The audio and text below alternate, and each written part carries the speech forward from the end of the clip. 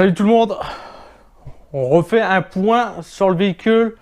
Je peux te dire que dans cette vidéo, il va démarrer. Alors, je viens de refaire tout, je viens de recontrôler avec un multimètre les câblages, tout ça, donc avec ce croquis là c'est pareil, donc ça, je viens de régler la vis patinée avec le tendeur, donc qui est ici. Je vous le refais voir après, là je l'ai fait sombre exprès parce que à l'heure actuelle, j'ai de l'allumage. J'ai enfin une étincelle qui arrive à cette bougie là.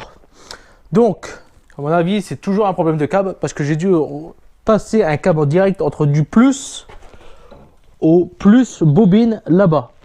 Donc, à mon avis, ce petit câble là, le blanc, il doit être défectueux et je le retrouve ici. Voilà. Je le retrouve ici, bon là il est un peu croqué, mais ça c'est pas grave parce qu'il se reprend là-dedans dans cette prise là.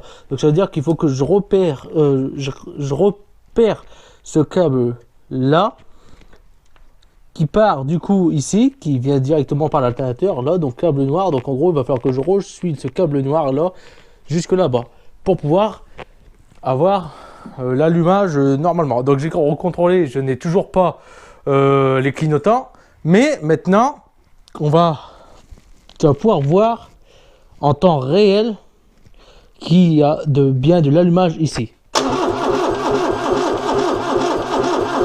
Stop!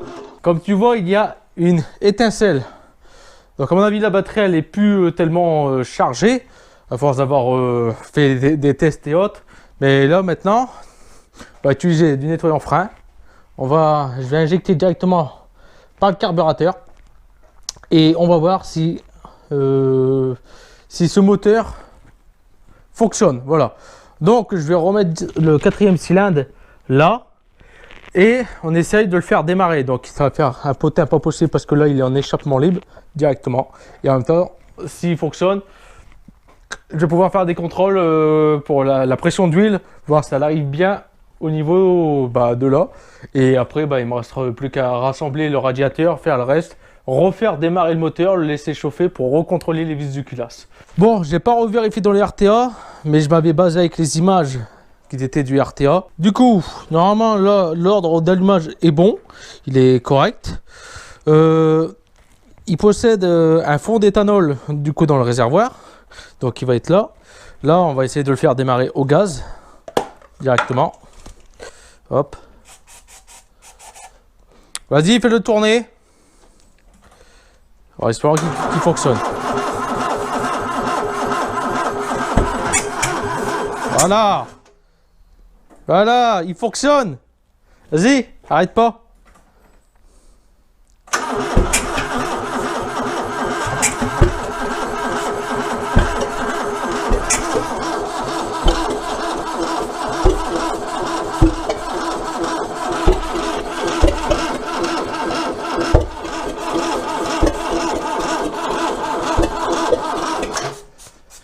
Bon là j'ai baissé beaucoup plus le starter, j'ai essayé de jouer avec l'accélérateur. Vas-y.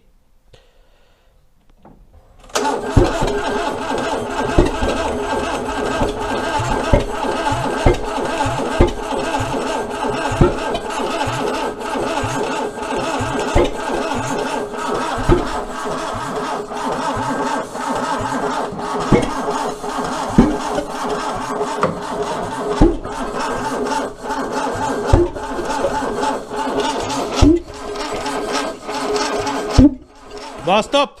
Bon, je vais refaire la batterie. Je vais regarder si il est bien calé l'allumage. Mais comme vous voyez là, c'est bon, ça fonctionne. Donc là, le moteur, à mon avis, il va peut-être pas démarrer tout de suite, vu que c'est quand même pas mal d'années qu'il n'a pas démarré. Il y a peut-être encore un peu de merde dans les cylindres, tout ça. Mais là, comme vous pouvez voir, c'est bon. Là, le moteur, il prend vie. Le moteur refonctionne. Il nous crache des flammes.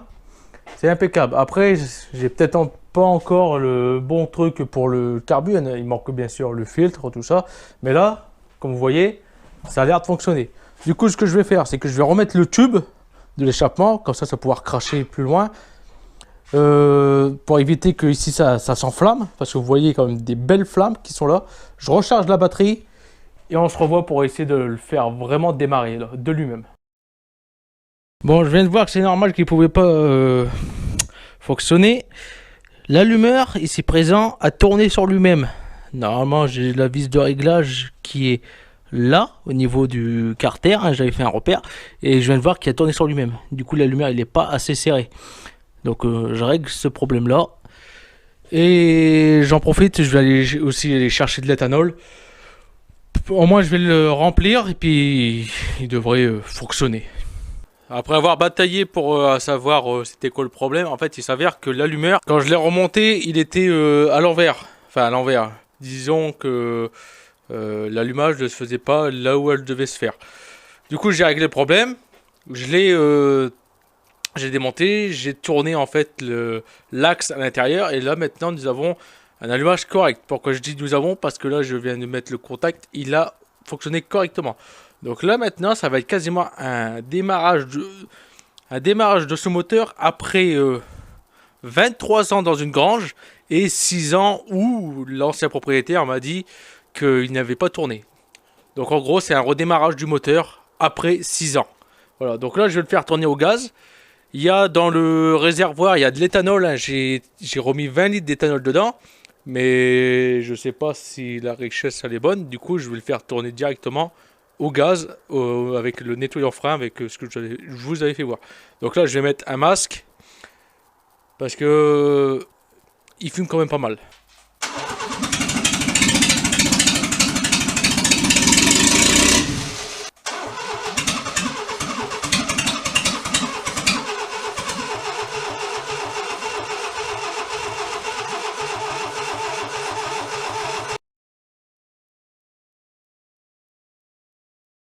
Ah, il y a des chats partout, il y a des chats partout, il y a des chats partout.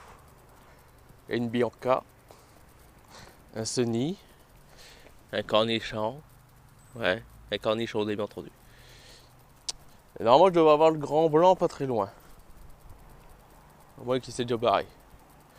Ouais, ben, je vous l'avais dit, pas très loin, il est là-bas. Dans la chaise, il est temps pour rentrer. Voilà, bon, on est quelques jours après, le démarrage moteur qui est qui est un échec réussi. Parce qu'il a bien démarré, mais malheureusement il ne veut plus démarrer. Je t'annonce sa couleur, le démarreur il est déjà mort. Voilà.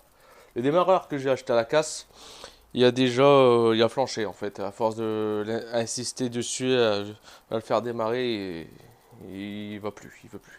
Je mets le contact, il n'y a plus rien qui se passe maintenant. Voilà. Donc ce que je vais faire, c'est que je vais le démonter. C'est que je vais le démonter. Et en le démontant, je vais essayer de contrôler, voir si c'est le solénoïde ou le démarreur électrique du moteur qui ne va plus. Puisque il est déjà mort. Donc en gros, je me retrouverai avec deux démarreurs, deux démarreurs HS. Donc lui d'origine, l'autre. Du coup, soit je les fais réparer, soit je retrouve encore un. Pour la réparer, je sais que j'en ai à peu près déjà pour 100 €. Ça me fait chier quoi. Du coup, alors, ce qui s'est passé, ce que j'ai fait, comme tu vois, il y aura tout un tas de câbles. C'est que j'avais commencé à recharger la batterie. Voilà, donc là on est à 13,2. On est à 13,2 volts batterie. Du coup, le plus bobine que tu vois là, à le mettre sur la batterie qui est là-bas, et à le mettre sur le plus bobine, en fait, à chaque fois que le moteur est tourné, à chaque fois que j'ai de l'allumage, ça pompait la batterie. Donc du coup, la batterie, elle s'est vidée entièrement. Et on est quasiment en train de la détruire parce qu'il ne faut pas oublier que cette batterie-là, c'est la batterie que j'avais achetée pour la ZX, qui elle-même, la ZX, que j'ai fait, que j'ai gardé 6 mois et 6000 km. Après, vous connaissez la suite, elle est partie à la casse. Entre autres, la batterie, je l'avais utilisée à peu près que 1 mois d'utilisation. Après, elle était mise de côté, mais là, on est déjà en train de la flinguer à force de la recharger, décharger et tout ça. Donc, tu vois là, j'ai des câbles, j'ai des pinces que j'avais reliées à la X.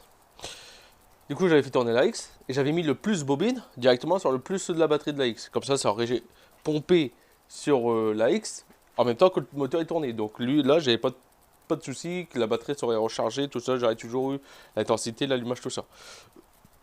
Mais malheureusement, j'ai pas pu faire ce test-là parce que c'est en faisant ce test-là que le démarreur a flanché. Il ne voulait plus rien savoir. Du coup, maintenant, ce que je fais, c'est que il va falloir que j'attends plusieurs mois pour pouvoir réparer ce que je dois finir de réparer, déjà pour acheter un nouveau démarreur. Maintenant, je sais c'est quoi le problème. Du coup, ce que je vais faire, c'est que je vais essayer de retrouver un faisceau électrique compatible. Faut pas oublier que il y a des R5 qui ont exactement le même branchement que ça. Donc, je pense que le faisceau moteur d'un R5 pourrait faire l'affaire, pourrait convenir. Parce que, en fait, ça m'énerve, c'est à cause des câbles coupés, tout ça. Donc, faisceau d'un R5. Ah oui. Et puis, bah, bien sûr, euh, c'est bon, l'allumage, hein, il tournait plus. C'était parce qu'en fait, les câbles à l'intérieur, ils étaient à l'envers. Pourtant, il n'y a pas de sens, il n'y en a pas une qui est plus grande et plus petite que l'autre, non? Du coup, bah, c'était une chance sur deux de le mettre à l'envers, et bien sûr, j'ai mis à l'envers. Voilà. Du coup, ce que je vais faire maintenant, hors caméra, c'est que je vais changer les joints des deux étriers avant, parce qu'il les manque. Il me manque juste ça pour pouvoir les remonter. Ce que je vais faire aussi hors caméra, c'est que je vais remettre l'habitacle ici. Enfin, l'habitacle. Je vais remettre le tableau de bord, tout ça, parce que je commence à avoir le bol d'avoir tous des câbles qui traînent comme ça. Et de toute façon, le problème, il vient pas d'ici, il vient encore d'autre part. Voilà. Du coup, je vais essayer de trouver comment faire. Pour quoi? Pour la plus bobine. De toute façon, je vais quand même recontrôler le câble. Tout ça, parce que j'ai déjà repéré le câble où il était, mais alors c'était un blanc qui se transforme en noir-jaune, qui après se transforme en rouge, qui lui se retransforme en rouge-jaune. Dans le RTA, dans les deux RTA, il n'y a rien qui m'explique sur ce problème-là. Donc du coup, maintenant je sais qu'il fonctionne, je sais c'est quoi le problème. Du coup, je vais passer à autre chose pour le moment. Je reviendrai sur ça plus tard. Euh, ouais, donc je vais essayer de trouver une sellerie, je vais essayer de dégager tout ça, et puis là-bas j'ai des plaques que je vais venir mettre ici, là. Alors, je vais déjà commencer sur ça, et puis de toute façon, ça sera bien. Je vais aussi remonter la face avant, et puis voilà. C'est tout ce qu'on verra c'est tout ce que vous verrez avant la nouvelle suite pour le fourgon. Voilà. Ouais, et puis j'ai aussi fini de traiter les points de roue et tout ça, donc il y a encore pas mal de boulot, mais j'ai fait vraiment hors caméra parce que ça commence vraiment à me saouler de filmer ça alors que ça stagne et ça stagne. Du coup, voilà, je vais essayer aussi de bien redresser le capot parce que, comme tu vois, il est resté pendant des années en position ouverte. Du coup, bah, avec son propre poids, le capot il s'est voilé parce que ici il est, hein, ici il est ouvert, tandis qu'ici il est à fleur. Voilà. Voilà. Donc pour le fourgon, je fais un stand-by dessus. Et vous allez voir, normalement je vais peut-être changer de voiture parce que le C5 qui pisse de partout. Je suspecte la pompe à gasoil. Mais il n'y a pas que la pompe à gasoil parce qu'il y a aussi la pompe, bah, j'avais fait une petite vidéo, il y a aussi la pompe à vide qui fuit de ce côté là-bas. Et j'ai encore une vis. Hein, une vis au niveau d'un injecteur. Alors c'est pas la vis qui retient la fourchette d'injecteur qui fuit, c'est pas celle-là, c'est pas l'injecteur lui-même qui fuit. Après c'est caramélisé au niveau du vis de culasse. Donc ça aussi commence à me saouler. Donc on va changer le C5. On va changer le C5 et on va sûrement prendre un autre. Donc voilà. Donc c'est soit je le change prochainement le C5 ou soit j'attends encore quelques temps jusqu'à temps qu'il on va dire qu'il crève. Hein. Voilà. Qu'il crève le C5 en attendant. Parce que on va partir en vacances d'ici le mois d'août. Donc ça se peut que la vidéo je serai déjà là-bas en vacances quand tu le verras. Mais vous aurez une vidéo et je vous dis pas où on va et tout ça. Donc je vous avais posté vous avez posté quelque chose, un sondage en disant que j'étais en train d'apprendre une nouvelle langue. Et ben vous pouvez toujours aller y répondre et vous le saurez dans la prochaine vidéo qui arrivera. Voilà. Et où on va donc on va avec l'AX. Donc pour ça que là je mets en stand-by le fourgon. Je suis en train de voir pour l'AX comment faire pour y aller. Voilà. Enfin, comment faire? On va y aller. Mais il faut que je change les pièces. Faut pas oublier. Il faut que je change son radiateur. Il faut que je contrôle les freins. Il faut que je contrôle le moteur, voir s'il va pas claquer d'ici là. Normalement, tout est bon. Il faut que je fais comment je vais faire pour ravitailler en éthanol. Parce que peut-être que là où je vais, l'éthanol, soit il va être trop cher, ou soit il n'y en a pas du tout. Comme l'éthanol, c'est un produit français.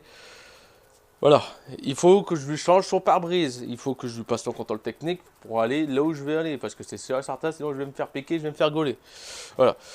Donc voilà, abonne-toi et tu sauras où on a été. Allez, ciao.